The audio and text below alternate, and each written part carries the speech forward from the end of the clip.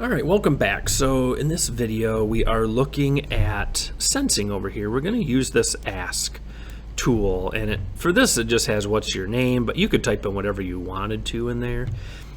But it's a really useful tool.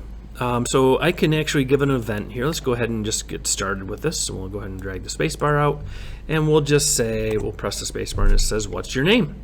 So I can go ahead and type, John or whatever for the name. That's not my real name, by the way. But now it disappears right now, but it is actually, it's still here in memory, and we can use this for something. So if I go to sensing, you notice that there's answer right here. And if I click on this, you'll see that John shows up. So answer to this question is saved, and John is currently being saved in there. So I could use that for different things. I can use it now. I could maybe use this and plug it in pretty much wherever you see kind of the circle. Now this would be a little bit difficult with these kind of things, but if you go to operators, you have a lot of different things. Let's say you have a number, and you could plug that in and have it, take a number and add 10 to it and plug that in there, or so you could make kind of a calculator program. Okay, and really the answer is really kind of like a variable, right? So like we can create a variable, and then we've got my variable here.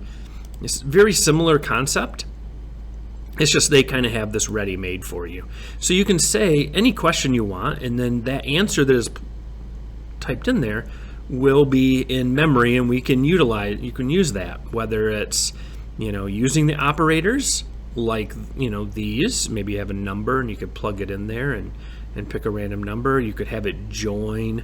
You could search for a different letter, and some of these I've used in different videos, and you can definitely go back and check those out. But you also have looks, so I could take this and say, plug in the answer here and give it an event.